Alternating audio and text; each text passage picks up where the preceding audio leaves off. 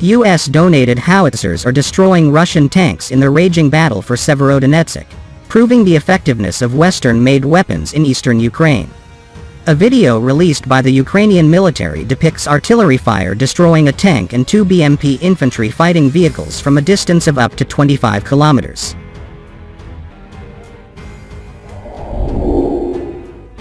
In the Luhansk region's eastern city of Severodonetsk, artillerymen of the 81st Airmobile Brigade were operating the United States-donated, British-manufactured M777 howitzer. The United States has already donated more than 100 howitzers to Ukraine, and the latest $1 billion in military aid includes 18 additional howitzers, tactical vehicles to tow them, and ammunition.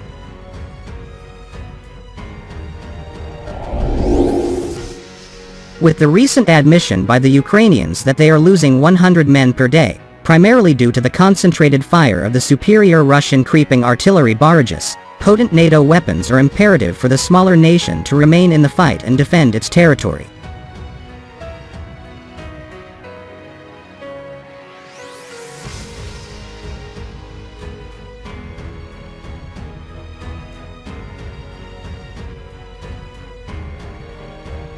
In a separate video released by Ukrainian forces last month praising the much-beloved U.S. howitzers, the inscription, "From America with Love," is visible on the barrel of one M777.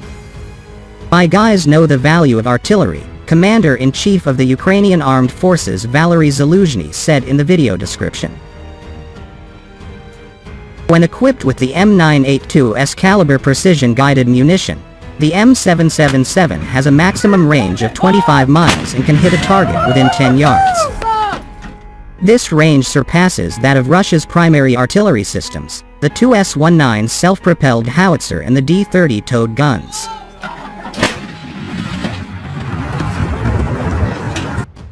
The fiercest fighting in Ukraine is centered around the now largely destroyed population center of Severodonetsk, which straddles the Donets River. Moscow has been attempting to seize the 100,000-person city for several weeks. As Russia advances in the Donbas, Ukrainian troops holed up in a chemical plant in Severodonetsk have been ordered to lay down their arms and surrender. After taking refuge from a Russian bombardment, more than 500 civilians and an undetermined number of soldiers are now trapped in the Azot factory. Now, the fiercest battles are occurring near Severodonetsk. The governor of the eastern Lugansk region, Sergei Gaidai, stated on Telegram that Russia does not have full control over the city. In neighboring villages, such as Tashkiska and Zolot, there are arduous battles. They are attempting to break through but failing, he said, adding that Ukrainian forces were battling Russians from all sides. Gaidai stated that there was more destruction at the Azot chemical plant in Severodonetsk, where 568 people, including 38 children, were sheltering.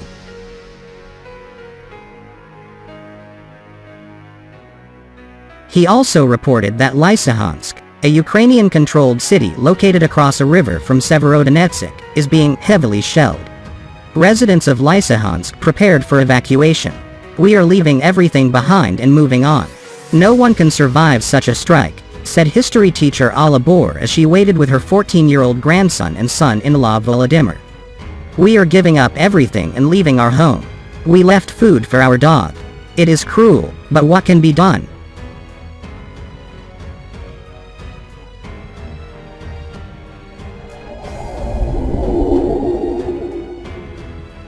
In light of the tense military situation in the east, Ukrainian President Volodymyr Zelensky hailed Brussels' support for Kyiv's EU bid as a historic achievement. On Friday, the European Commission led a powerful show of solidarity by endorsing Ukraine for EU candidate status, a move that could add Ukraine to the list of countries seeking membership as early as the following week. All 27 leaders must endorse Ukraine's candidacy at a Brussels summit next week, but the leaders of the bloc's three largest members, France, Germany, and Italy, gave their unequivocal support during a highly symbolic visit to Kyiv this week. Even though EU membership could be years away, Zelensky referred to the decision as a historic achievement, and stated that it would certainly bring our victory closer against Russia.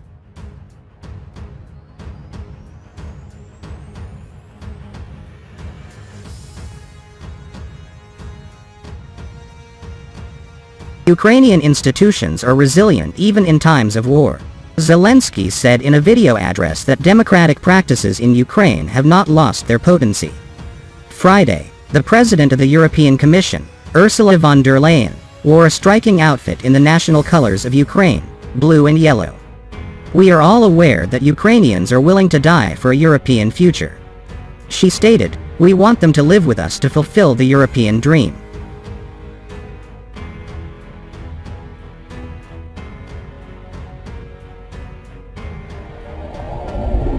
In the meantime, Russian state television broadcast social media videos of two U.S. veterans who went missing last week while fighting alongside the Ukrainian army, claiming they were captured by Russian forces.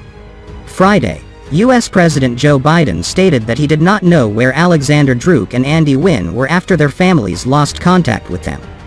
The missing Americans, including a third identified as a former U.S. Marines captain, are believed to be among an undetermined number of mostly military veterans who volunteered alongside Ukrainian troops alongside other foreigners.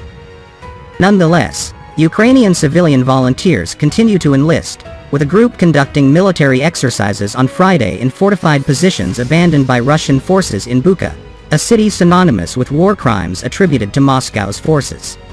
The majority of those present are not soldiers. The majority of them have never held a weapon before today, a sergeant identified as Ticha told AFP. Moscow has warned Western nations against intervening in its ex-Soviet neighbor, claiming that it invaded to denazify and demilitarize a country that had become too close to the West.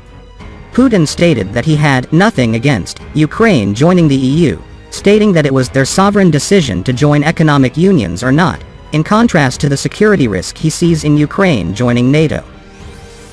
However, he stated that Ukraine's membership in the European Union would make it a semi-colony of the West. Putin also insisted that the Russian invasion was not to blame for global inflation and grain shortages. Instead, he blamed Western sanctions, which he claimed threatened starvation, primarily in the poorest countries.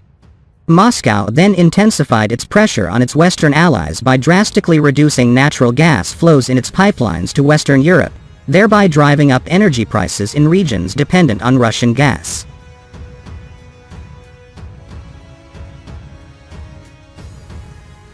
Since June 15, France's network provider has not received any Russian gas via pipeline from Germany, and Italy's Eni expects Russian firm Gazprom to have its supplies on Friday.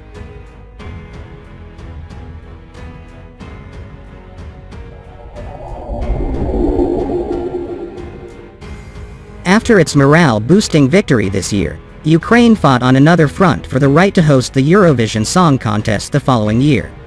Kyiv condemned the organizers' decision to relocate the 2023 edition of the world's largest live music festival for security reasons, possibly to the United Kingdom.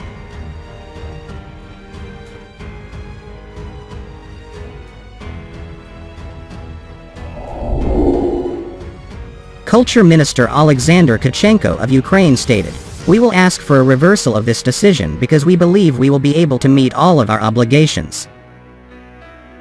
The European Broadcasting Union, EBU, that organizes Eurovision said it on Friday that, following a full assessment and feasibility study, they had come to the conclusion that it would not be possible to hold the 2023 contest in Ukraine. As a result of this decision, in accordance with the rules and to ensure the continuity of the event, the EBU will now begin discussions with the BBC, as this year's runner-up, to potentially host the 2023 Eurovision Song Contest in the United Kingdom, the EBU statement read.